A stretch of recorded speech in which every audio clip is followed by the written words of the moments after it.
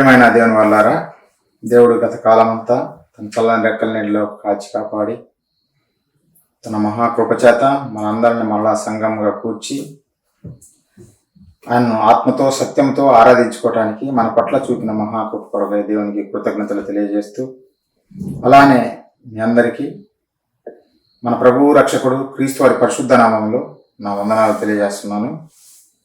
ఈరోజు ఒక మంచి విషయాన్ని ధ్యానించుకుందాం. బైబిల్లో నుంచి ఒక ఆత్మ విలువ అనే విషయాన్ని మనం ఈరోజు ధ్యానించుకుందాం. దానికి ముందు ప్రార్థన చేసుకొని ప్రారంభించుకుందాం. పిల్లల మహాపరిశుద్ధుడా, ప్రేమగల మా కన్న తండ్రి, మీ పరిశుద్ధమైన ఘనమైన శ్రేష్టమైన మీ నామానికి వందనాలు తండ్రి. మమ్మల్ని నిత్యము మీ కృపాక్షేమాలతో కాచి కాపాడి మా బ్రతుకు దినంలో మరొక దినాన్ని ఇచ్చి తండ్రి, సంఘముగా తండ్రి మీ పాద సన్నిధిని చేర్చి ఆత్మతో సత్యముతో ఆరాధించుకోవటానికి మా పట్ల మీరు చూపిన కృప కొరకు కృతజ్ఞతలు తెలియజేస్తున్నాం నాయన.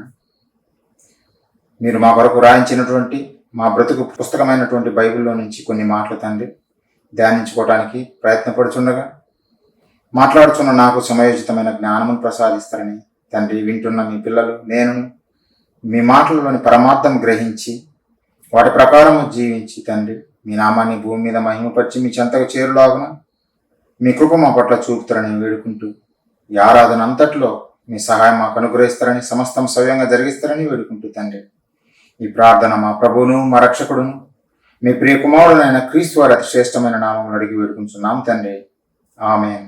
పిల్లరా, ఒక ఆత్మ విలువ అనే విషయం మనం ధ్యానించుకున్నాం బైబిల్లో నుంచి. ఒక ఆత్మ విలువ, ఆత్మకు విలువ అనే సంగతి మనిషికి అర్థం కాలేదు. కానీ పిల్లరా, కొన్ని మాటలు మనం ఈరోజు బైబిల్లో నుంచి చూస్తే మనకు అర్థమవుతుంది. మనిషికి అర్థమైంది వేరు. మనిషిని మనం అడిగితే ఏది విలువైంది అని మనిషిని మనం అడిగితే ఒక్కొక్కరు ఒక్కొక్కటి చెబుతుంటారు. మాకు ధనము విలువైందని కొంతమంది చెబుతుంటారు. ఎక్కువ మంది ధనం మీదనే ఇష్టపడతారు. ధనమే మాకు విలువైనది అని చెబుతుంటారు. పిల్లరా, ఉద్యోగం చేసేవారు మాకు ఉద్యోగం విలువైనది అనే విధంగా వాళ్ళు బ్రతుకుతుంటారు. బంగారం విలువైనది, వజ్రాలు విలువైనవి, వైడూర్యాలు, వెండి, ఇలాంటివి ఎన్నెన్నో ఈ భూమి మీద మనకు లభ్యమయ్యేటువంటి వాటిని చూసి ఇవి మా జీవితంలో లేదంటే మాకు విలువైనవి అన్నట్టుగా మనిషి చెబుతుంటాడు. పిల్లరా, ఒక చదువుకునేవాడు నాకు ఈ జ్ఞానం విలువైనది అని చెబుతుంటాడు. ఒక నాయకుడు నాకు అధికారము లేదంటే పదవి విలువైనది అని ఒక నాయకుడు కోరుకుంటుంటాడు. పిల్లరా, ప్రతి మనిషి నిజంగా ఈ భూమి మీద బ్రతుకుతున్నటువంటి ఈ స్వల్పకాలంలో ఈ శరీరానికి అవసరమైన వాటిని చూపించే ఇవి నాకు విలువైనవి, ఇవే నాకు విలువైనవి అన్నట్టుగానే బ్రతుకుతుంటారు. పిల్లరా, అందుకే చూడండి, ప్రపంచాన్ని మనం చూస్తే ఉదయం లేచినప్పటి నుండి పడుకునేంత వరకు దేనికోసం కష్టపడతారంటే వీటి కొరకే. ధనము ధనము ధనము అని, లేదంటే బంగారం అని, ఒక్కొక్కరికి ఒక్కొక్క పిచ్చి, లేదంటే జాబ్ అని, లేదంటే అధికారం అని. రాజకీయ నాయకులను చూస్తే వాళ్ళు అధికారం కోసం వాళ్ళు కష్టపడుతుంటారు. అంటే వారి దృష్టిలో వాళ్ళకి విలువైనవి ఇవే. నిజంగా ఆత్మ యొక్క విలువ అనేది ఈ మనిషికి అర్థం కాలేదు. పిల్లరా, ఈ శరీరానికి అవసరమైన వాటిని చూసే మాకు ఇవి విలువైనవి కోరుకుంటున్నారే తప్ప అసలైనది ఆత్మ అనే సంగతి ఎవరికి తెలియదు. పిల్లరా, ఎందుకంటే దెయ్యము వారి కళ్ళను మూసేసింది, మనోనేత్రాలను మూసేసి వారిని తప్పుదోవలో నడిపిస్తూ ఇవే మీకు ముఖ్యము అన్న విధంగా అపవాది వారికి బోధిస్తుంది. కనుకనే సమాజం అంతా అటే తిరుగుతుంది. ఈ శరీరాన్ని పోషించుకోవటం కొరకే వారు ప్రయాసపడుతున్నారు, నిద్రాహారాలు మానేసి కష్టపడుతున్నారు. పిల్లరా, నిజంగా మనము ధనం ఒక పక్క, దేవుడిని ఒక పక్క పెట్టి నీకు ధనం విలువైనదా లేదంటే దేవుడు విలువైన వాడా అని మనం అడిగితే మనిషి ఏం చదువుతాడంటే ధనమే అని చదువుతారు ఎక్కువ మంది. లేదంటే మేము దేవుని నమ్మినామని చెప్పినా అనేవారికైనా ఎవరైనా ఉంటే మాకు దేవుడు అంటే ఇష్టమా అని చదువుతారు. కానీ ఒక పరీక్ష పెట్టాడు అనుకో ఫెయిల్ అయిపోతాడు. దేవుడు అంటే ఇష్టమా అని చదువుతాడు, కానీ దేవుడే నాకు విలువ అన్నిటికన్నా అని చదువుతాడు, కానీ ఫెయిల్ అయిపోతాడు. ఎందుకో చదువుతా. ఒకరోజు యేసుక్రీస్తు వారి దగ్గరికి ఒక యవనస్తుడే వచ్చాడు. ధనవంతుడైనటువంటి యవనస్తుడే వచ్చాడు. ధర్మశాస్త్రాన్ని పాటిస్తానంటున్నాడు, నేను దేవుని నమ్ముతున్నాను అంటున్నప్పుడు యేసుక్రీస్తుల వారిని చూసి, నేను నిత్య జీవం పొందాలంటే నాకేం కొదువుగా ఉంది, నేనేం చేయాలి అని యేసుప్రభుల వారిని అడుగుతారు. అప్పుడు యేసుప్రభుల వారు క్లియర్గా చెబుతారు, ధర్మశాస్త్రాన్ని ఫాలో అవ్వాలంటే నేను చిన్ననాటి నుండి ధర్మశాస్త్రాన్ని నేను పాటిస్తున్నాను, మరి ఇంకా నాకేం తక్కువ, నాకు ఏం కొదువుగా ఉంది అని అడుగుతాడు ఆ ధనవంతుడైనటువంటి యవ్వనస్తుడు. అప్పుడు యేసుప్రభుల వారు అంటారు, నీ ఆస్తిని అమ్మేసి బీదలకు పంచిపెట్టేసి నన్ను వెంబడించు అని అంటాడు. మరి దేవుని నేను ప్రేమిస్తున్నాను, దేవుని నేను నమ్ముతున్నాను అన్నటువంటి ఆ వ్యక్తి ఏం చేయాలి?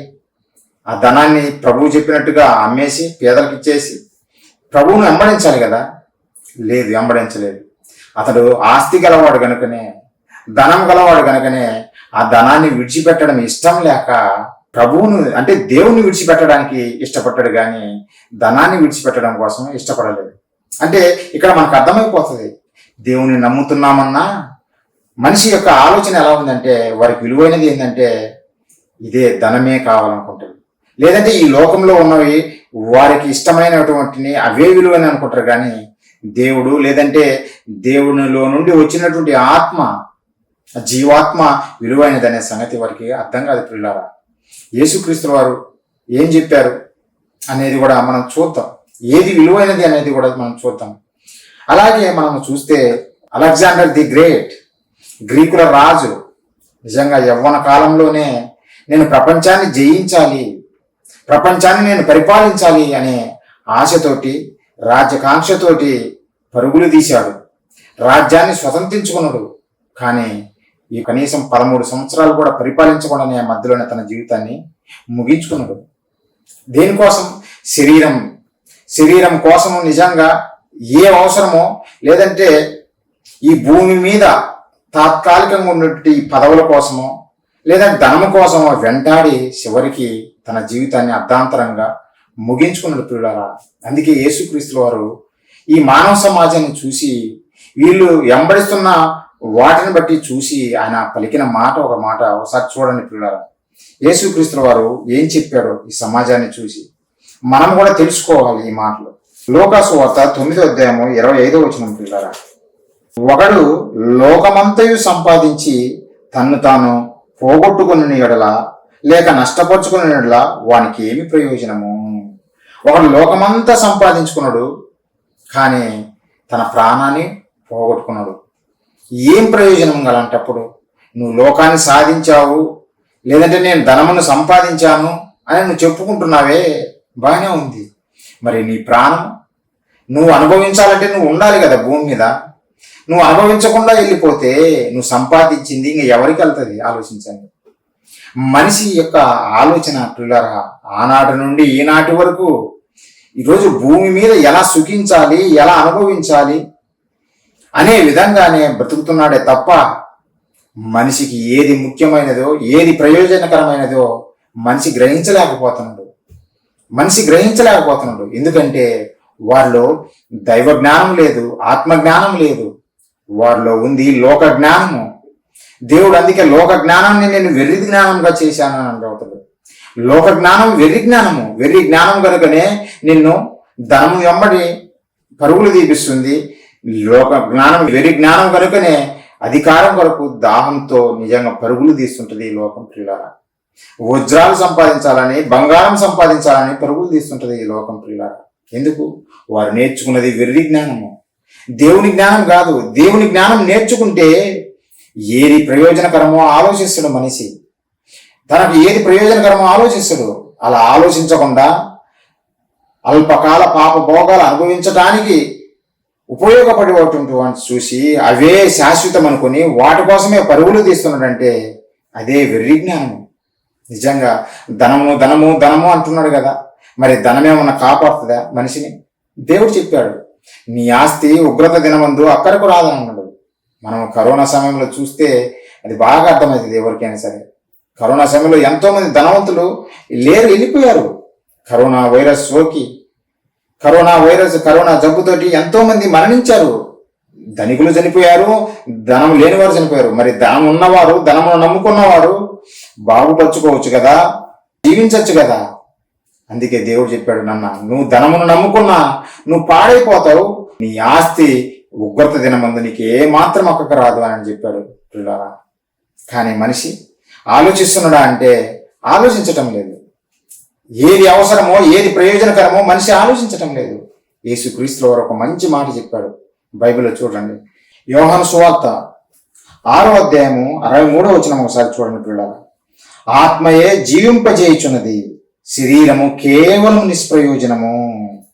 ఆత్మయే జీవింపజేయుచున్నది, శరీరము కేవలం నిష్ప్రయోజనము. అంటే ఏ మాత్రం ప్రయోజనం లేనటువంటిది శరీరము, ఈ దేహము. మరి ఈ దేహాన్ని ఎలా సంతోషపెట్టాలి, ఈ దేహాన్ని ఎలా పోషించాలి అనే కదా ఈ సమాజం అంతా పరుగులు తీసేది. కోటి విద్యలు కూటి కొరకే ఈరోజు సమాజం పలుకుతుంది. అవును, నువ్వు ఏ విద్య చేసినా, నేను పిహెచ్డీలు చేసినా అని చెప్పినా, లేదంటే సకల శాస్త్రాలను నేను నేర్చుకున్నాను నువ్వు చెప్పినా, దేని కొరకు నువ్వు చేస్తున్నావు ఈ శాస్త్రాలని? పొట్ట కూటి కోసమే. మనిషి భూమి మీద 60-70 సంవత్సరాలు సుఖంగా బ్రతకడం కొరకే, ఈ శరీరాన్ని పోషించుకోవడం కొరకే ఈ విద్యలన్నీ నేర్చుకుంటున్నాడే తప్ప ఆత్మకు సంబంధించినటువంటి జ్ఞానము ఎవరు నేర్చుకోవటం లేదు. శరీరాన్ని, ఆత్మ అనేది లేకపోతే ఈ శరీరం అనేది నిష్ప్రయోజనము, ఎందుకు ఉపయోగపడనటువంటిది. మనం ఉదయాన్నే కసువు చిమ్మి రూమంతా ఊడ్చేసి దాన్ని ఎక్కడ పడేస్తాం? బయట పడేస్తాం. ఎందుకది నిష్ప్రయోజమైనది కనుక, ప్రయోజనము లేనిది కనుక. అందుకే దాన్ని తీసుకెళ్ళి మనము దెబ్బలో పడేస్తాం, మనకు ఉపయోగం లేదు అది. అంటే మన దేహం కూడా అలాంటిదే పిల్లల, మన దేహం కూడా అలాంటిదే.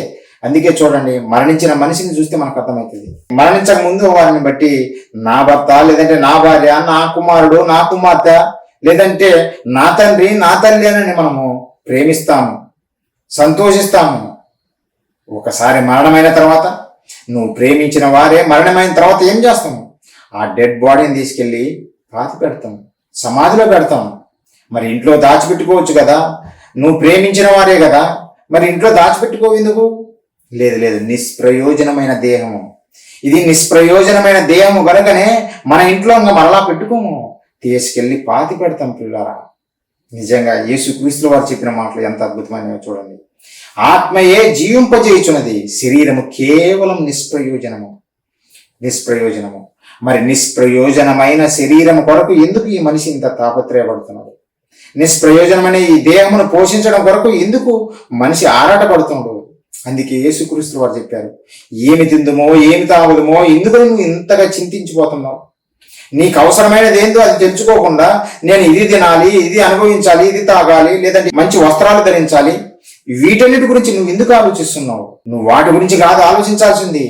ఒకసారి ఆకాశ పక్షులను చూడండి, అవి విత్తవు, కొయ్యవు, అయినా సరే మీ పరలోకపు కన్న తండ్రి వాటిని పోషిస్తున్నాడే. వాటికంటే శ్రేష్టమైనటువంటి వారు మీరు, దేవుని పిల్లలు, దేవుని గర్భం నుండి భూమి మీదకి వచ్చినటువంటి వారు. అలాంటప్పుడు పక్షులనే పోషించగలిగిన తండ్రి మనుషులుగా, పిల్లలుగా మిమ్మల్ని పోషించలేడా మీ పరలోకపు కన్న తండ్రి అని యేసుక్రీస్తు వారు ఆ రోజు చెప్పాడు. అందుకని మీరేం చేయాలో తెలిసిన, మొదట నా నీతిని, నా రాజ్యాన్ని వెతకండి. సార్ చూడండి, ఆ మాట మంచి మాట. మనం ఈ మాట నమ్మాలి పిల్లరా. ఈ మాట నమ్మితే నిజంగా మనం ఎప్పుడు దిగులు చెందము, బాధపడము, చింతించము దేనిని బట్టి. ఒకసారి చూడండి యేసుక్రీస్తు వారు పలికిన మాటలు. మత్తయి సువార్త 6వ అధ్యాయము 31వ వచనం నుంచి, కాబట్టి ఏమి తిందుమో, ఏమి త్రాగుదమో, ఏమి ధరించుకుందమో అని చింతింపకుడి. అన్ని జనులు వీటన్నిటి విషయమై విచారింతురు. ఇవన్నీ మీకు కావాలని మీ పరలోక కన్న తండ్రికి తెలియను. కాబట్టి మీరు ఆయన రాజ్యమును, నీతిని మొదట వెతుకుడి, అప్పుడు అవన్నీ మీకు అనుగ్రహింపబడును. మీకు ఇప్పుడు అవన్నీ అనుగ్రహింపబడును. అంటే ఈ భూమి మీద నువ్వు నివసించటానికి ఏవైతే అవసరమో అవన్నీ నీకు అనుగ్రహిస్తారంట దేవుడు. మనం ఏం చేయాలి? మనం ఏం చేయాలంటే మొదట దేవుని నీతిని, రాజ్యాన్ని వెతకాలి. అవి వెతికితే మిగతాయి కావాల్సినవన్నీ మనకు సమకూడి జరిగిస్తున్నాడు దేవుడు. జరిగిస్తాడు. కాబట్టి మనం ప్రాకులాడాల్సింది ఈ దేహాన్ని పోషించుకోవడం కొరకు కాదు. మనలో ఈ దేహాన్ని నడిపించే ఆత్మ అనేది ఒకటి ఉంది. అదే నువ్వు, నేను. నీవు, నేను అనేది ఆత్మ ప్రియులారా, ఈ దేహము కాదు. ఈ దేహం అనేది తొడుగు, ఆత్మకు ఒక తొడుగు వేశాడు అంతే. ఈ తొడుగు అంతే. ఈ తొడుగును చూసి మురిసిపోతే ఎలా?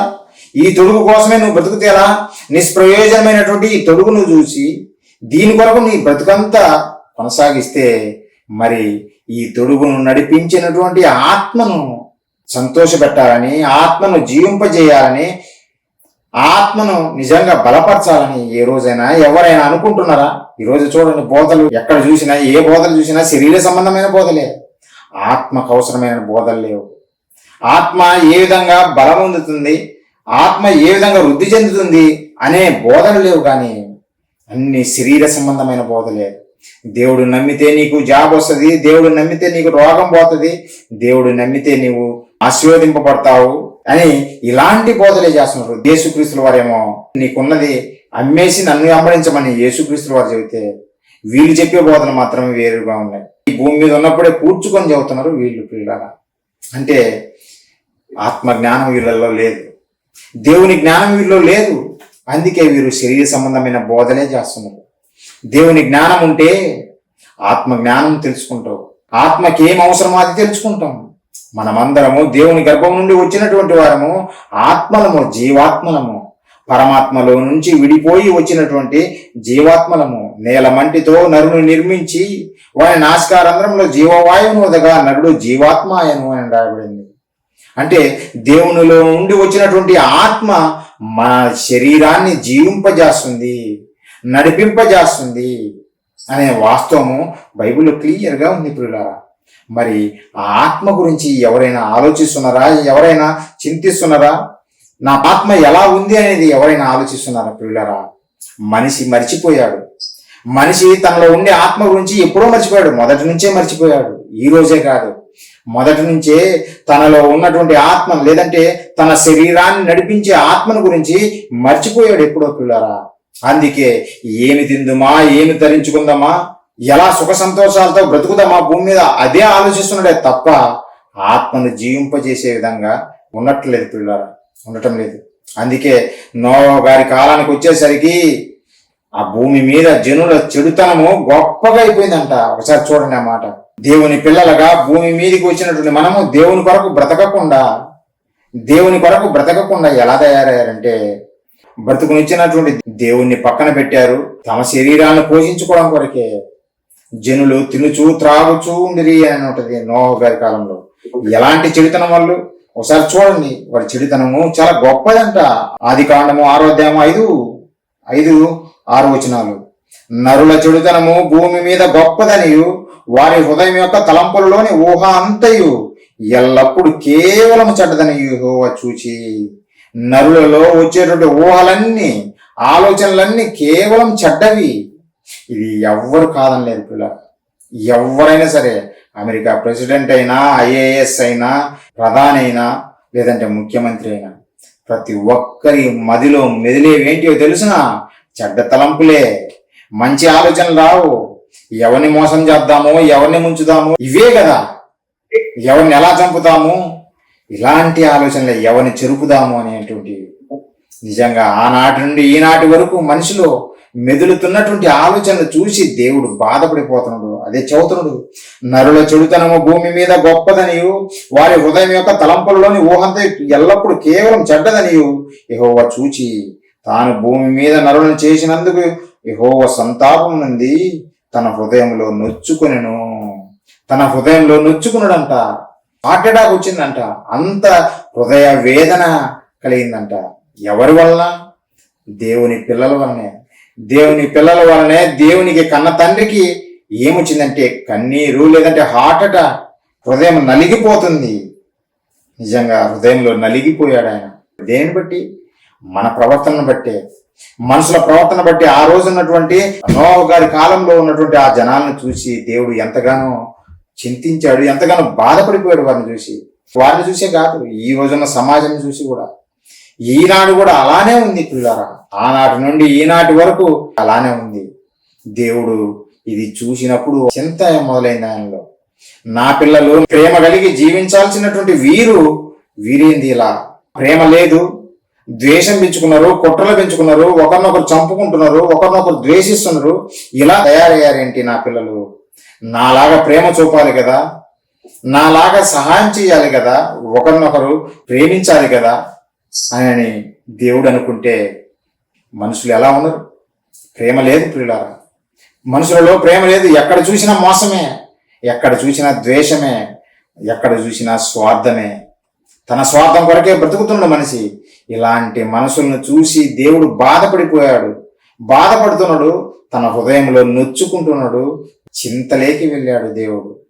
చింతిస్తున్నాడు, ఈ నరులను చూసి చింతిస్తున్నాడు భూమి మీద. అయ్యో నా పిల్లలేంది ఇలా తయారయ్యారు, అయ్యో నా పిల్లలేంది ఇలా తయారయ్యారని చింతిస్తున్నాడు. ఒకసారి చూడండి అన్నమాట. పేతురు గారు రాసినటువంటి మొదటి పత్రిక పిల్లరా 5వ అధ్యాయము 7వ వచనము. ఆయన మిమ్మును గూర్చి చింతించుచున్నాడు. మనల్ని గూర్చి చింతించుచున్నాడంట. ఎందుకు? మనల్ని గూర్చి చింత దేనికి? దేవునికి. మనం మంచివారమైతే కదా, మనం మంచివారమైతే కదా చింత లేకుండా హ్యాపీగా బ్రతకటానికి. మనము చేసే క్రియలను బట్టి మనము నిత్య నాశనానికి పోతున్నాం. అది దేవుడు చూస్తా ఉన్నాడు. మనము చేసిన ప్రతి తప్పును బట్టి పాపము చేసి మరణం తెచ్చిపెట్టుకుని చివరికి నిత్య నరకాగ్నికి పాతాళ గుండంలో జారిపోతుంటే కన్న తండ్రిగా దేవుడు చూసి అలా మన ప్రతి ఒక్క ఆత్మ పాతాళ గుండం లేకపోతుంటే చూస్తూ తల్లడిల్లిపోతున్నాడు, వేదన చెందుతుండు, హృదయంలో నొచ్చుకుంటుండు. పిల్లల హృదయంలో నొచ్చుకుంటుండు. అందుకే చింత కలుగుతుంది ఆయనకు. అయ్యో నా పిల్లలు ఏంది ఇలా తయారయ్యారు, నా పిల్లలని నేను భూమి మీదకి పంపిస్తే వారు నాకు కాకుండా పాతాళంలోకి జారిపోతున్నారు ఏందని బాధపడిపోతుంది. పిల్లలు ఒకసారి చూడండి, వెళ్తున్నారు పాతాళంలోకి అంటే వెళ్తున్నారు. ఒకసారి చూడండి, నరులు ఎక్కడికి వెళ్తున్నారు? అందరూ పాతాళ గుండంలోకి జారిపోతున్నారు. పిల్లలు ఎందుకు? ప్రతి ఒక్కరి కార్యాలు అలా ఉన్నాయి, ప్రతి ఒక్కరి కార్యాలు అలానే ఉన్నాయి కనుకనే ప్రతి ఒక్కరు జారిపోతున్నారు, నరకం గుండంలోకి జారిపోతున్నారు. యెషయా గ్రంథము 5వ అధ్యాయము 14వ వచనం. ప్రియులారా, అందుచేతనే పాతాళము గొప్ప ఆశ పెట్టుకుని అపరిమితముగా తన నోరు తెరుచుచున్నది. వారిలో గనులను సామాన్యులను ఘోష చేయువారును హర్షించు వారును పడిపోవుదురు. సామాన్యుల నుంచి గొప్పవారి వరకు ప్రతి ఒక్కరు పడిపోతున్నారంట. ప్రతి ఒక్కరు. ఎందుకంటే ఆత్మ జ్ఞానం ఎవరిలో లేదు. దేవుని అంటే భయభక్తులు ఎవరికి లేవు. అందరూ ఈ శరీర సంబంధమైన కోరికలు కలిగే వాటి కలిగే బతుకుతున్నారు కనుకనే, అవే జరిగిస్తున్నారు కనుకనే నరకానికి జారిపోతున్నారు, పాతాళంలోకి జారిపోతున్నారు. ఎందుకు? ఏదో టూరిస్ట్ లాగా, సైట్ సీయింగ్ లాగా వెళ్ళొద్దాము, అట పాతాళంలోకి ఒకసారి పోయొద్దామని కాదు. పాతాళంలో వీళ్ళు వెళ్ళే చోటు ఏంటో తెలిసిన వేదనకరమైన చోటు. అది ఎలాంటిది అనుకుంటున్నావు? హైదరాబాద్లో లూంబిని పార్కో లేదంటే జూ పార్కో కాదు. అలా పోయి మనం విహారయాత్రలాగా పోయి చూసి రావటానికి. నిజంగా పాతాళ గుండం ఎలాంటిదో తెలిసినా ఒకసారి చూడండి పిల్లారా. మార్కు సువార్త 9వ అధ్యాయము 48వ వచనము. నరకమున వారి పురుగు చావదు, అగ్ని ఆరదు. అగ్ని ఆరని ప్రదేశంలోనికి ప్రతి ఒక్కరూ జారిపోతుంటే సామాన్యుల నుంచి గొప్ప వారి వరకు, గనులుగా పిలువబడుతున్న వారి వరకు ప్రతి ఒక్కరి ఆత్మ నిజంగా ఈ నరకంలోకి జారిపోతుంటే, నిత్య నరకంలోకి లేదంటే అగ్నిలో కాలిపోతుంటే కన్న తండ్రిగా తల్లడిల్లిపోతున్నాడు దేవుడు. కన్న తండ్రిగా పడిపోతున్నటువంటి తన పిల్లలను చూసి ఎంతో వేదన చెందుతున్నాడు, చింతిస్తున్నాడు. వారి గురించి పిల్లరా చింతిస్తున్నాడు నిజంగా. అందుకే నోవహు గారి జలప్రళయంలో వాడగట్టుకోండి, మీరు వాడగట్టుకోండి, నేను రక్షిస్తాను అని దేవుడు చెబితే నోవహు గారు వాడగట్టుకున్నారు. కనీసము తన చుట్టుపక్కల ఉన్నటువంటి ప్రజలు వరద వచ్చినప్పుడు నోవహు గారు మరి తప్పైపోయింది, ఓడ గేటు ఓపెన్ చేయవా, మేము వస్తామని అడగను కూడా అడగలేదు. పిల్లరా అడగలేదు. ఎంత మూర్ఖులంటే, ఇది మామూలుగా వచ్చే వరదలే అనుకొని జలప్రలయం వచ్చి కుట్టుకొని పోయేంత వరకు వాళ్ళు తినుచు తాగుచు ఎంజాయ్ చేస్తూనే ఉన్నారు. కానీ అయ్యో ప్రమాదం వచ్చి పడిందే, మనం జాగ్రత్త పడాలి, కనీసం దేవుని వేడుకుందాం ఇప్పుడైనా అనే సంగతి వాళ్ళు వేడుకోలేదు. పిల్లారా, దేవుడు వారిని గురించి చింతిస్తూ ఎదురు చూశాడు. ఎన్ని సంవత్సరాలు తెలిసినా 100 సంవత్సరాలు ఎదురు చూశాడు.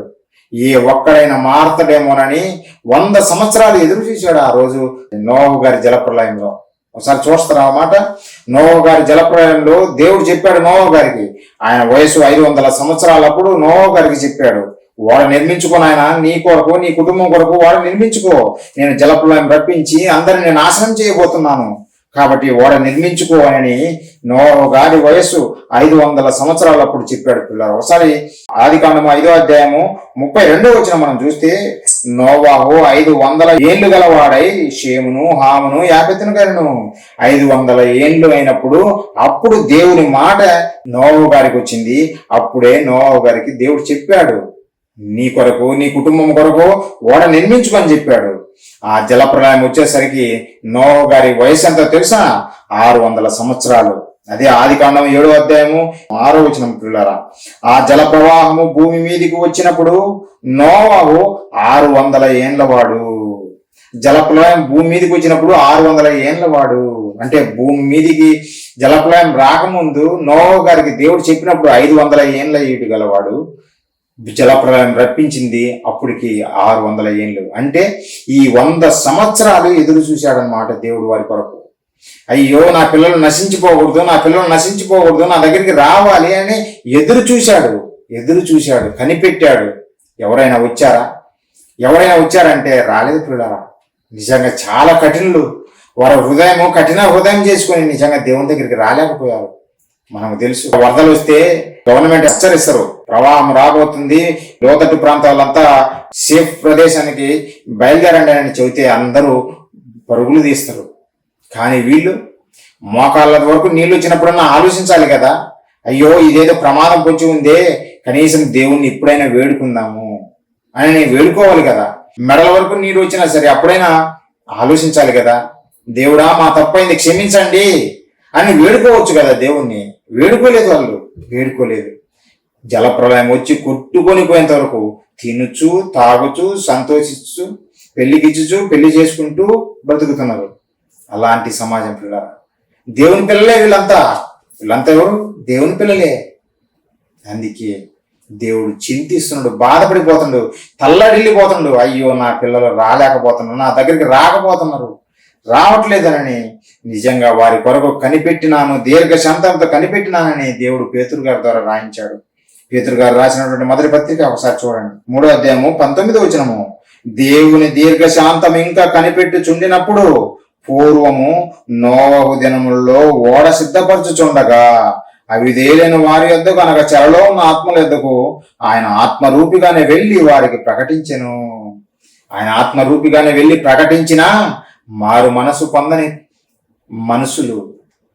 మనసు మార్చుకున్నటువంటి మనుషులు కఠిన హృదయులై తమ నాశనాన్ని కొని తెచ్చుకున్నారు పిల్లలు. అలాంటిది చూసి దేవుడు తల్లడిల్లిపోయాడు, తట్టుకోలేకపోతున్నాడు తన పిల్లలు నాశనానికి పోవడం చూసి. నిజంగా వారు వేడుకునంటే ఆ రోజు జలప్రలయం వచ్చేది కాదు. వారు ఈయన దేవుని దగ్గరికి వచ్చింటే దేవుడు ప్రతి ఒక్కరి గురించి చింతిస్తున్నాడు పిల్లలు. అలాగే ఒకరోజు నినవే పట్టణస్థులు అన్ని జనులు, ఇశ్రాయేలు జనాంగం కాదు, అన్ని జనులైనా సరే వారిని చూసి దేవుడు చింతలోకి వెళ్ళిపోయాడు. అయ్యో వీరి దుర్మార్గత పెరిగిపోతుంది, వీరిని రక్షించాలి అంటే ఎలా, ఏం చేయాలి? యోనా నువ్వు వెళ్ళి వీళ్ళకి ప్రకటించు, ఈ పట్టణానికి దుర్గతి కలుగుతుందని నువ్వు వెళ్ళి ప్రకటించు అని దేవుడు చెబితే యోనా గారు మొట్టమొదటిసారిగా వెళ్ళడు. ఆయన తప్పించుకొని తర్షీషు బయలుదేరతాడు.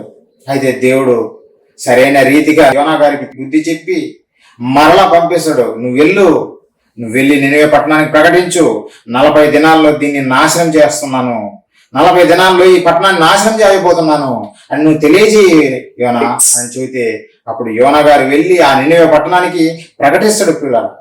నినవే పట్టణానికి ప్రకటిస్తాడు. ఎంత క్రూరులు అంటే వాళ్ళు చాలా క్రూరులు. నినవే పట్టణస్థులు చాలా క్రూరులు. అలాంటి వారికి దేవుని మాటలు ప్రకటిస్తే ఆ రోజు ఏం చేశారో తెలిసిన, గోనె పట్ట ధరించుకొని నిజంగా ప్రతి ఒక్కరు ఉపవాసం చేసి దేవుని దగ్గర మోకరెళ్ళి మా తప్పులు క్షమించండి తండ్రి, మా తప్పులు క్షమించండి దేవుడా అని వేడుకుంటే దేవుడు తాను తెప్పిస్తానన్న కీడును మళ్ళించేసి వారిని కాపాడాడు ఆ రోజు పిల్లలు. అంటే నువ్వు దుర్మార్గుడు అయినంత మాత్రాన నిన్ను విడిచిపెట్టినాడని కాదు, నువ్వు మారాలనే నీ కొరకు ఎదురు చూస్తున్నాడు. ఆ రోజు నినవే పట్టణస్థులను కూడా నాశనం చేయాలని దేవుని ఉద్దేశం కాదు, వారు మారాలని, వారిని రక్షించాలని. అందుకే యోనా గారిని పంపించి చెప్పమని చెప్పాడు, నేను నాశనం చేయబోతున్నానంటే అప్పుడు వారు అలర్ట్ అయిపోయారు. మరి నోవహు గారి కాలంలో ఇలా జరగలేదే, అలర్ట్ కాలే వాళ్ళు. వాళ్ళు తినచ్చు, త్రాగుచు, ఎంజాయ్ చేస్తూనే ఉన్నారే కానీ అయ్యో దేవుణ్ణి వేడుకుందాము, ప్రమాదం ముంచి ఉంది అని అనుకోలేదు పిల్లారా. కానీ నినివే పట్టణస్థులు మంచి పని చేశారు. ఆ రోజు వారు దేవుని యందు భయభక్తులు నిలిపారు. తప్పు చేశారు ఇంత ముందు, తర్వాత దేవుని మాటలు విన్న వెంటనే తమ మనసులు మార్చుకున్నారు, తమ చెడుతనాలను విడిచిపెట్టారు. నిజంగా దేవునికి ఇష్టలుగా బ్రతికారు. అందుకే దేవుడు తెప్పిస్తున్నానన్నటువంటి కీడును తప్పించేశాడు పిల్లారా, తప్పించేశాడు. అది చూసి యోనా గారు తట్టుకోలేకపోయారు. మానవ రూపకంగా అయ్యో వీళ్ళు ఇంత క్రూరులు, దేవుడు వీళ్ళని చంపుతా అన్నాడు, నాశనం చేస్తా అన్నాడు, మరి వీళ్ళను చంపకుండా వదిలిపెట్టాడేంది, ఏం జరుగుతుంది ఈ పట్టణానికి చూద్దామని వెళ్ళి ఆ పట్టణం బయటికి వెళ్ళి ఒక పందిరి వేసుకొని కూర్చుంటాడు. పందిరి వేసుకొని కూర్చుంటే దేవుడు ఒక చెట్టును మొలిపిస్తాడు ప్రియులారా. ఒకసారి చూడండి యోనా గ్రంథము.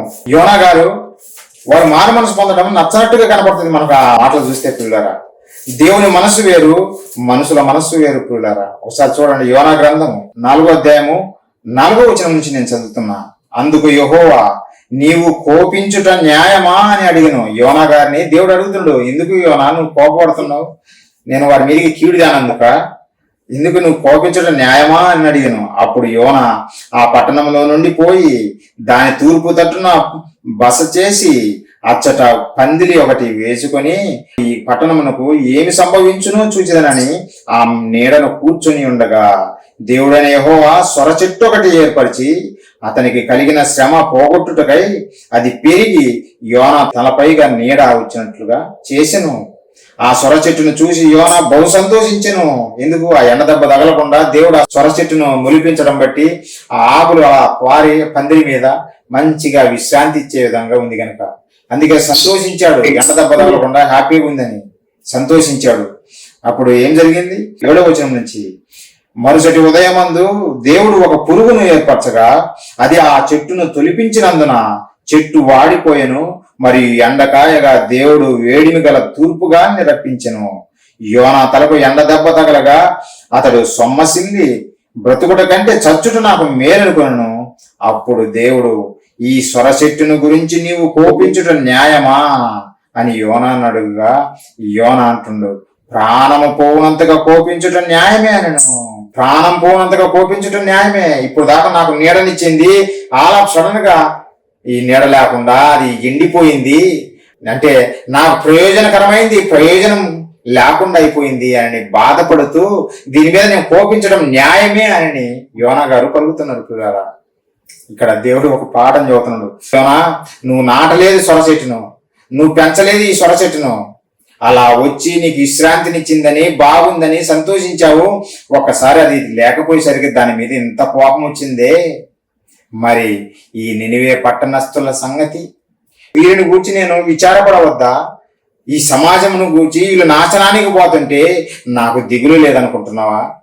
మరి ఆలోచించు యోనాని చదువుతుంది. కింద మనం చదివితే పిల్లల 10వ వచనం నుంచి, అందుకు యెహోవా నీవు కష్టపడకుండాను పెంచకుండాను ఒక రాత్రిలోనే పుట్టి పెరిగి ఒక రాత్రిలోగానే వాడిపోయిన ఈ సొర చెట్టు విషయంలో నీవు విచారపడుచున్నావే.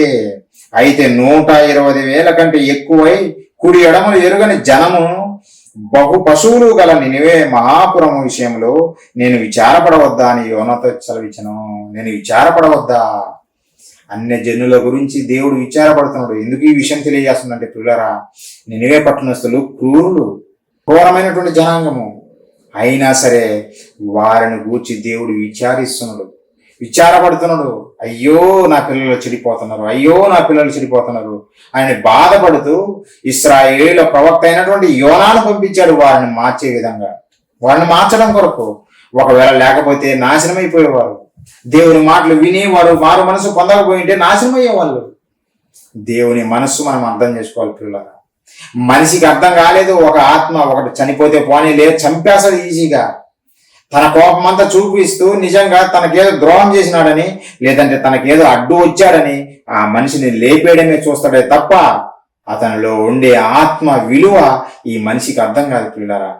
దేవుడు చూడు ఎంత పరితపించిపోతున్నాడో, తనను నమ్మని జనాంగం కొరకు ఎంతగా పరితపించిపోతున్నాడో చూడు.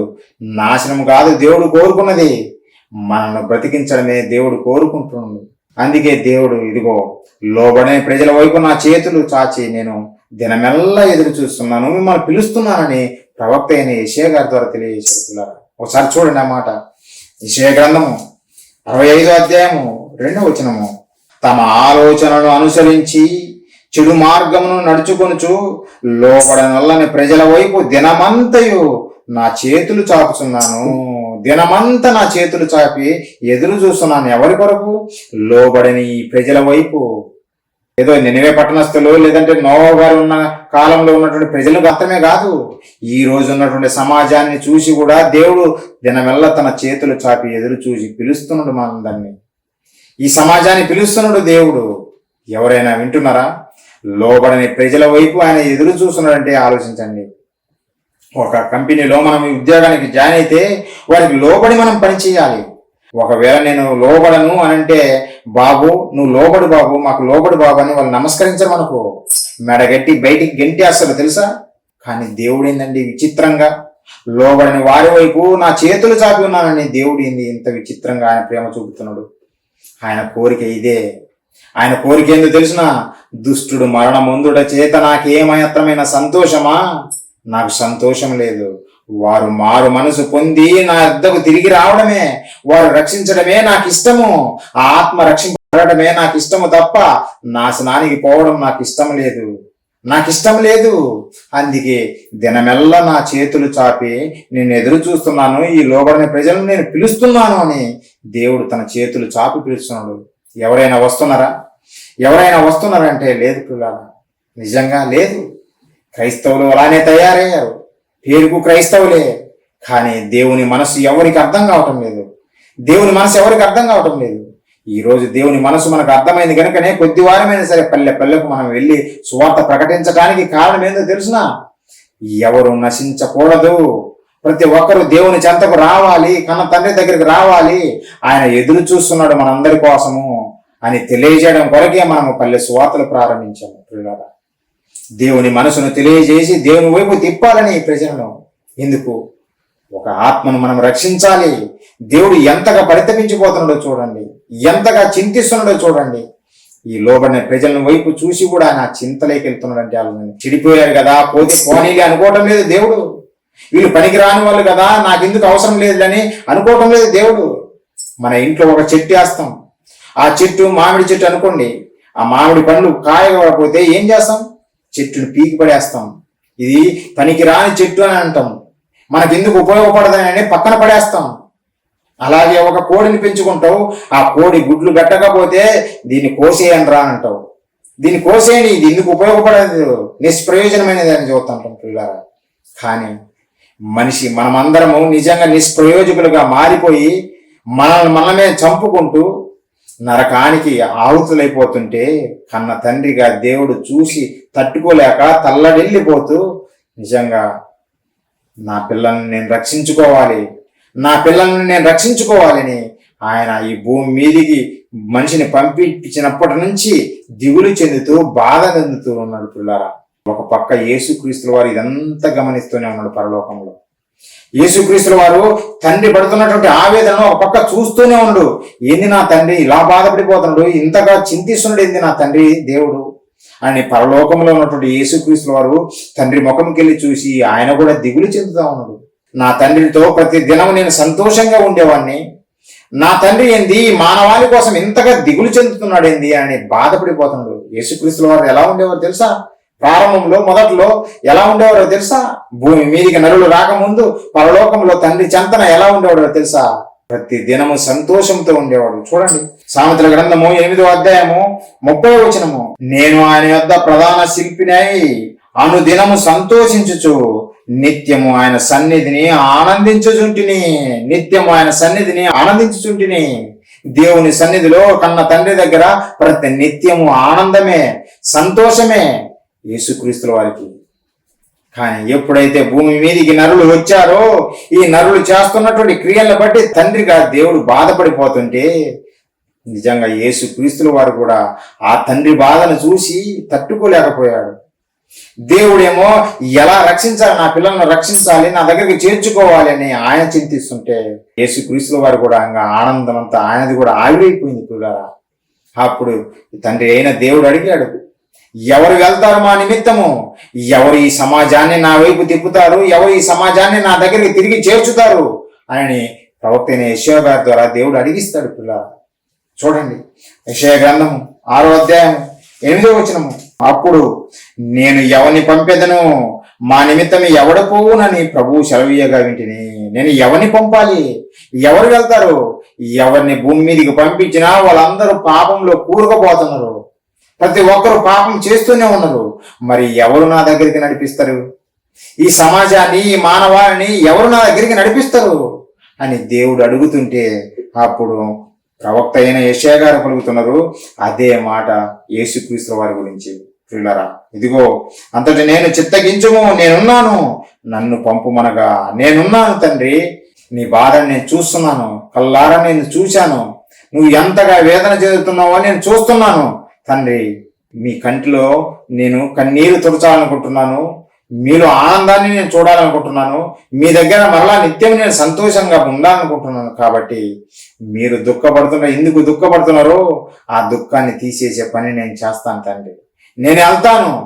నేను ఈ సమాజాన్ని, నీ పిల్లలు, నా సహోదరులైనటువంటి ఈ మానవాళిని మరలా మీ చెంతకు నడిపిస్తాను, నరకం నుండి వీరిని మరలా తప్పిస్తాను అని నిత్యము సంతోషించేటువంటి యేసుక్రీస్తుల వారు ఆ పరలోకాన్ని విడిచిపెట్టి భూమి మీదకి వచ్చారు పిల్లలు. నిత్యము సంతోషించేటువంటి యేసుక్రీస్తుల వారు ఆ సంతోషాన్ని విడిచిపెట్టి భూమి మీద శ్రమ పొందటానికి వచ్చాడు. చూడండి ఆ మాట. ఫిలిప్పీయులకు రాసిన పత్రిక 2వ అధ్యాయం మనం చూస్తే 6వ వచనం నుంచి, ఆయన దేవుని స్వరూపము కలిగిన వాడై ఉండి దేవునితో సమానంగా ఉండుట విడిచిపెట్టకూడని భాగ్యమని ఎంచుకొనలేదు, కానీ మనుషుల పోలికగా పుట్టి దాని స్వరూపము ధరించుకొని తన్ను తానే రిక్తునిగా చేసుకొనెను. దేవుని స్వరూపము కలిగిన వాడై ఉండి దేవునితో సమానముగా ఉండుట విడిచిపెట్టకూడని భాగ్యమని ఎంచుకొనలేదంట. నా సోదరుల కొరకు నేను వెళ్తాను, వారిని తండ్రి మీ చెంతకు నడిపిస్తాను, వారి కొరకు నా ప్రాణం పెడతాను అని యేసుక్రీస్తుల వారు ఈ భూలోకానికి వచ్చారు పిల్లలు. ఎందుకు ఇదంతా, ఈ కార్యక్రమం అంతా ఎందుకు జరుగుతుంది? దేవుడు ఎందుకు చింతిస్తున్నాడు? యేసుక్రీస్తుల వారు ఎందుకు నేను వెళ్తాను భూమి మీదకి అని ఎందుకు అంటున్నాడంటే మనల్ని కాపాడడం కొరకే. మన ఆత్మలు నిత్య నరకానికి పోకుండా మన ఆత్మలను కాపాడడం కొరకే, మనల్ని కాపాడడం కొరకే పిల్లలు. అది ఎంత ప్రణాళిక! దేవుడు చింతించింది మన కొరకే. పరలోకము నుండి నిజంగా తన సంతోషాన్ని విడిచిపెట్టి భూమి మీదికి యేసుక్రీస్తుల వారు వచ్చింది ఈ ఆత్మను రక్షించడం కొరకే. ఈ ఆత్మను రక్షించడం కొరకే పిల్లలు. ఈ ఆత్మ విలువ తండ్రిగా దేవుడు ఆయనకు తెలిసింది. అయ్యో నా పిల్లలు, నా వారసులు వీళ్ళు నరకానికి పోకూడదని తండ్రి బాధపడుతుంటే భూమి మీద పిల్లలుగా ఉన్నటువంటి మనము మాత్రము ఏ బాధ్యత లేని వారిగా దేవునికి దూరస్తులుగా మారిపోతున్నారు పిల్లలు. తమ ఆత్మలను నిత్య నరకాగ్నికి ఆహుతి చేసుకుంటున్నారు ఈ మానవాళి.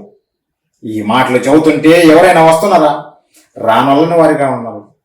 రావటం లేదు. తండ్రి పిలుస్తున్నాడు, చేతులు చాపి పిలుస్తున్నాడు. తర్వాత తన కుమారుడు, ప్రియ కుమారుడు యేసుక్రీస్తుని వారిని పంపాడు. ఎల్లు నాయన, సులభమైన వాళ్ళకి ఈజీగా రక్షణ కలగజేయాలనుకుంటున్నాను. వారు ఏం చేయాల్సిన పని లేదు. నేను నమ్మితే చాలు, వారందరి పాపాలను నీ మీద మోపుతాను. నువ్వు ప్రాణం పెట్టేసేయి, వారి కొరకు నువ్వు ప్రాణం పెట్టేసేయి, వారిని నేను రక్షించుకుంటాను. వారి పాపాలను నీ మీద మోపేసి వారిని మళ్ళా నా చెంతకు నడిపించుకుంటాను నాయన. నా మాటలు ప్రకటించు అని చెబితే యేసుక్రీస్తుల వారు వచ్చి తండ్రి మాటలే చెబితే ఆ రోజు సమాజం ఊరుకున్నదా? సిలువ వేసి చంపేంత వరకు ఊరుకోలేదు. సిలువ వేసి చంపేశారు యేసుక్రీస్తుల వారిని పిల్లరా. సిలువ వేసి చంపారు. ఇలాంటిది మానవ జాతి క్రూరులుగా, నిజంగా అపవాది సంతానంగా మారిపోయి వాడి క్రియలే జరిగిస్తూ దేవునికి ఇష్టం లేని వారిగా, దుష్టులుగా మారిపోతున్నారు. నిజంగా పాపులుగా, పాపిష్టి జనాంగంగా మారిపోతుంది ఈ సమాజం పిల్లలు. రోజు రోజుకి ఈ సమాజాన్ని చూస్తే మనకి అర్థమవుతుంది. ఎక్కడ చూసినా న్యూస్ చూస్తే హత్యలే, ఒకరినొకరు మోసమే, దొంగతనాలే, వ్యభిచారాలే, ఇవే కనపడతాయి తప్ప మనకు ఈ న్యూస్లో మంచి చేసేవారు, పలాని వారు మంచి చేశారనేవి న్యూస్లో రావు పిల్లగా. మానవ జాతి ఏ విధంగా దిగజారిపోతుందో, ఏ విధంగా నాశనానికి పోతుందో ఆలోచించండి.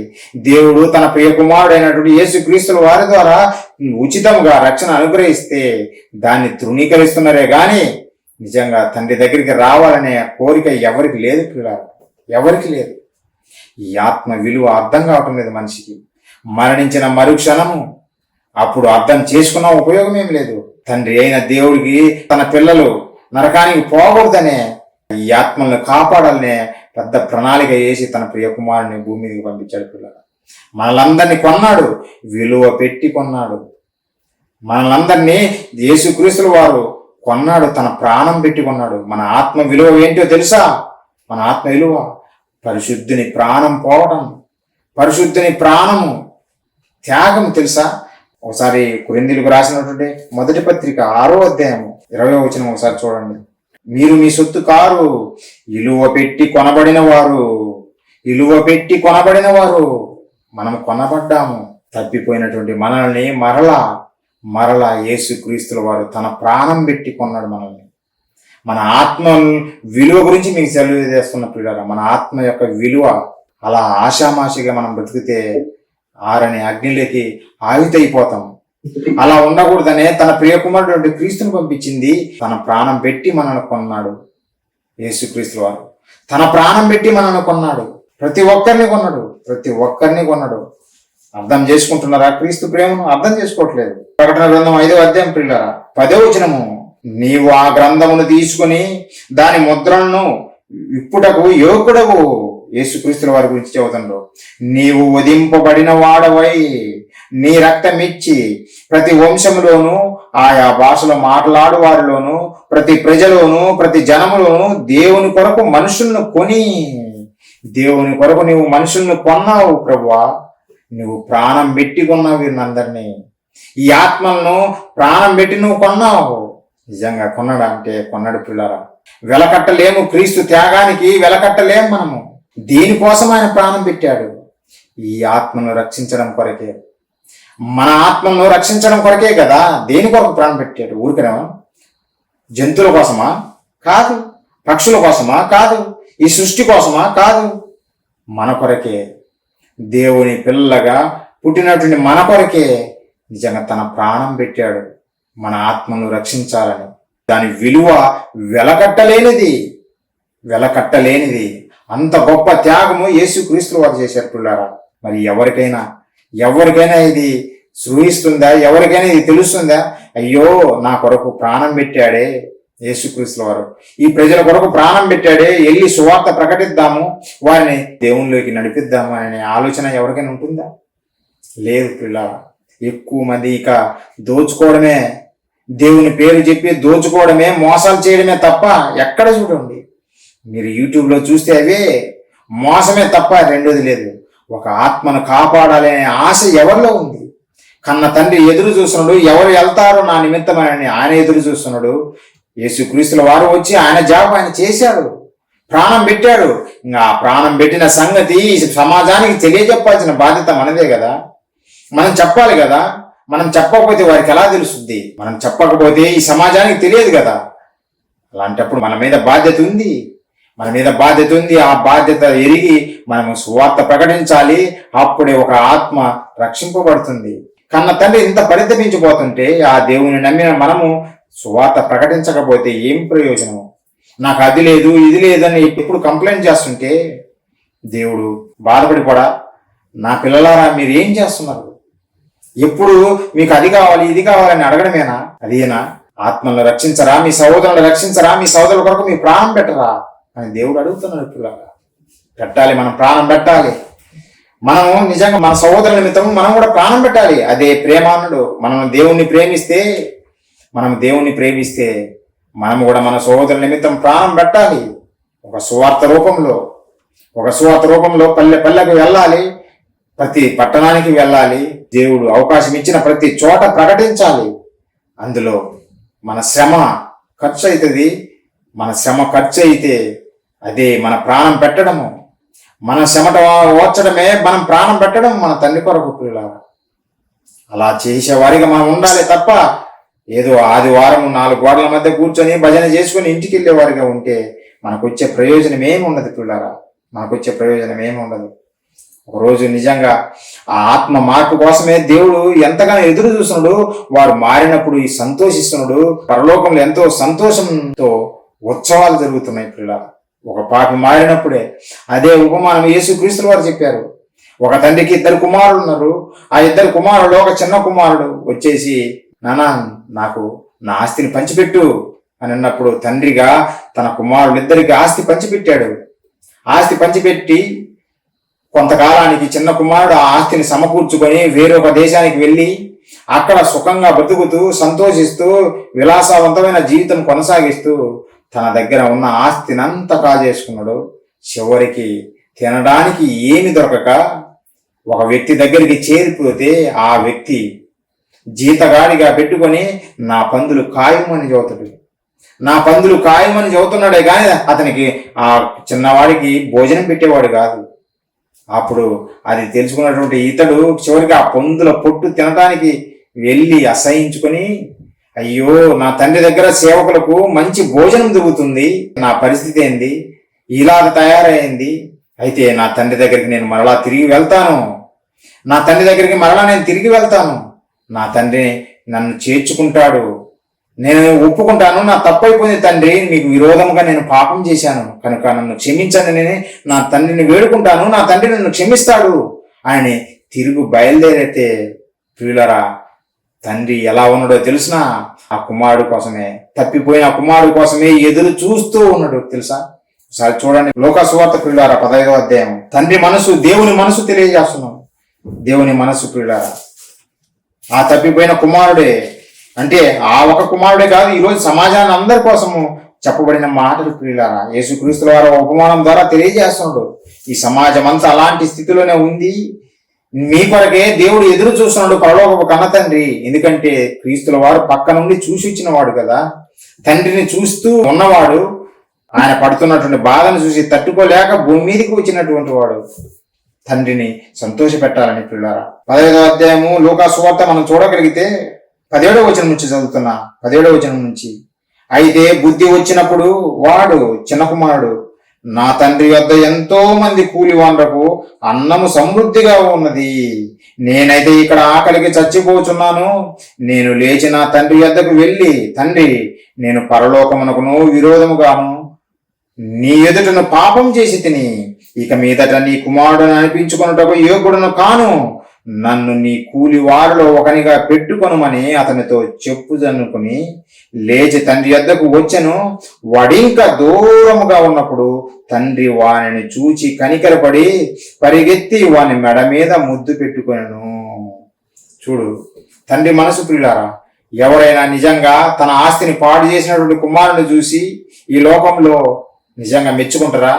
ఎల్లరా, ఆస్తిని పాడు చేసావు, చివరికి నీ బ్రతుకును పాడు చేసుకున్నావు, వెళ్ళు, నీ బ్రతుకు నువ్వు బ్రతుకు, నీ ముఖం మాకు చూపద్దు, అవమానం తెచ్చావు మాకు అని ఈ భూమి మీద తల్లిదండ్రులు అంటారేమో.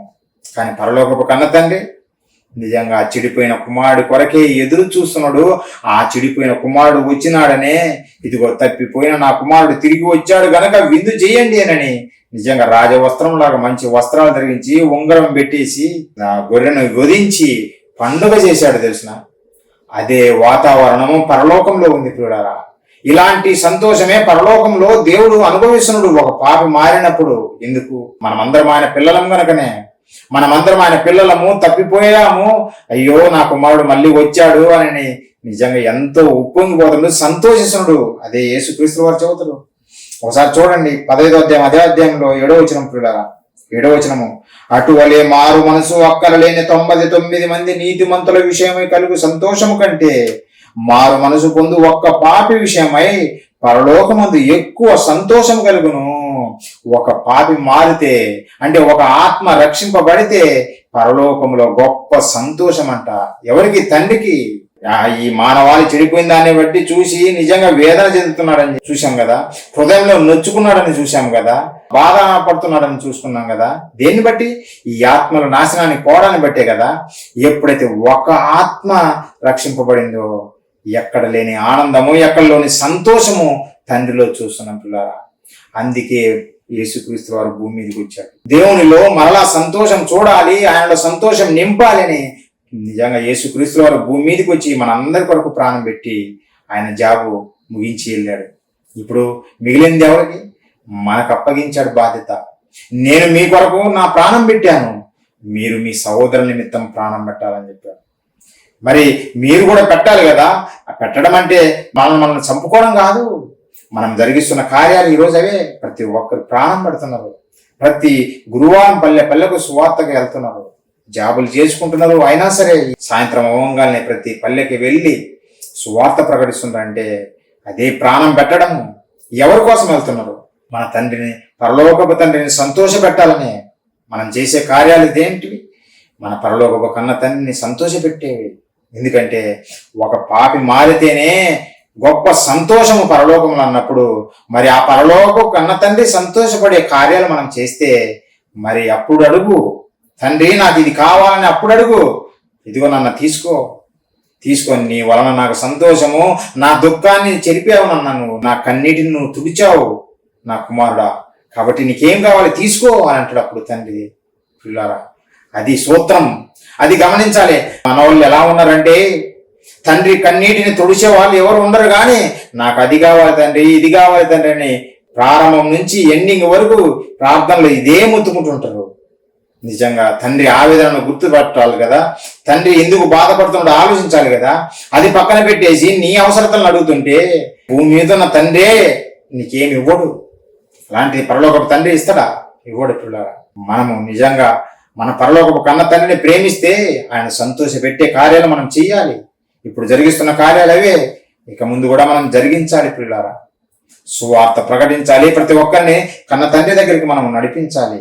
ఎందుకంటే ఈ సువార్త దేవుని మాటలే మనం ప్రకటిస్తాం కనుక ఈ ఆత్మలను రక్షించే శక్తి గల వాక్యమే మనం ప్రకటించాలి.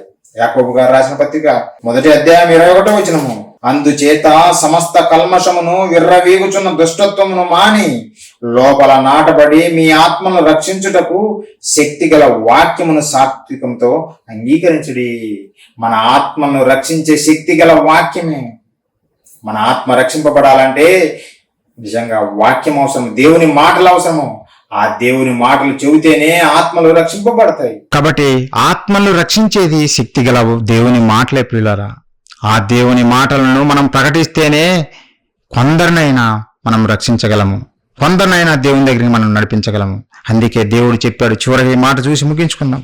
యోధా పత్రిక ప్రియులారా 23వ వచనము, అగ్నిలో నుండి లాగినట్టు కొందరిని రక్షించండి. అగ్నిలో నుండి లాగినట్టు కొందరిని రక్షించండి. అగ్నిలో పడిన వారు అగ్నికి ఆహుతైపోతారు కదా, చనిపోతారు కదా. ఆ అగ్నిలో ఉన్నారు. ఈ సమాజం అంతా అగ్నిలోనే ఉన్నట్టున్నారు. ఎందుకంటే మరణించిన మరుక్షణమే నరకాగ్నిలోకి జారిపోతున్నారు. వారు అనుకుంటున్నారు మేము భూమి మీద బాగానే ఉన్నాము అని ఈ సమాజం అనుకుంటుంది.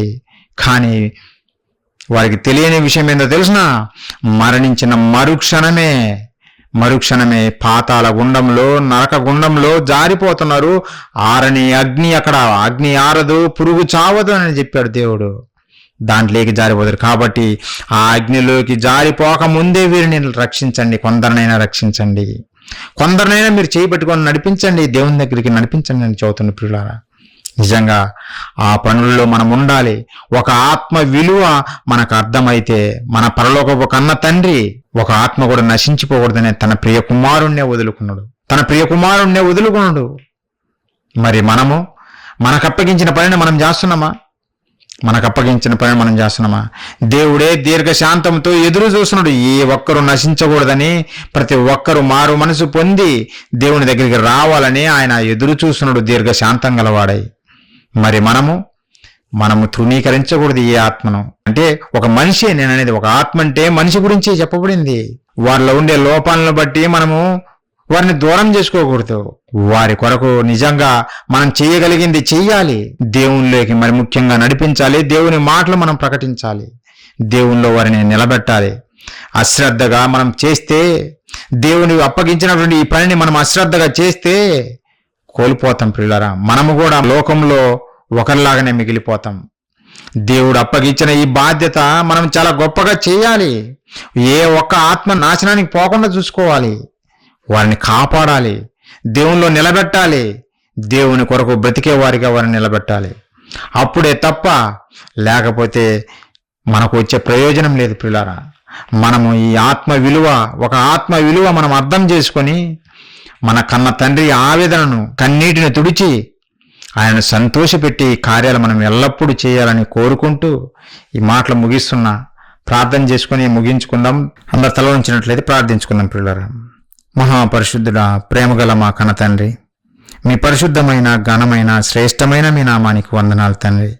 దేవా, ఏ ఒక్కరము నశించిపోకూడదనే, ఏ ఒక్క ఆత్మ నాశనానికి పోకూడదనే తండ్రి మీరు తప్పిస్తున్నారు, ఆవేదన చెందుతున్నారు, చింతిస్తున్నారు. చివరకు మీ ప్రియ కుమారుడు, మీరు ఎవరు ఎందైతే సంతోషం ఆనందంగా ఉంటారో ఆ ప్రియ కుమారుని కూడా వదులుకోవటానికి మీరు ఏమాత్రం వెనకడలేదు తండ్రి. ఇంత గొప్ప త్యాగము, ఇంత గొప్ప ప్రేమ ఎవరు చూపరు నాయన. అంత గొప్ప ప్రేమ మా పట్ల చూపినందుకు మీకు కృతజ్ఞతలు తండ్రి. క్రీస్తు వారు చేసిన గొప్ప త్యాగమును బట్టి కృతజ్ఞతలు తండ్రి. ఆయన చేసిన గొప్ప త్యాగాన్ని ఈ సమాజానికి తెలియజేసి మేము బాధ్యత కలిగి ఏ ఒక్క ఆత్మ నాశనానికి పోకుండా వారిని మీ వైపు నడిపించే పనులు మేము ఎల్లప్పుడూ చేయలాగునా తండ్రి. సంఘముగా మాలో ప్రతి ఒక్కరిని దీవించండి, పేరు పేరున దీవించండి నాయన.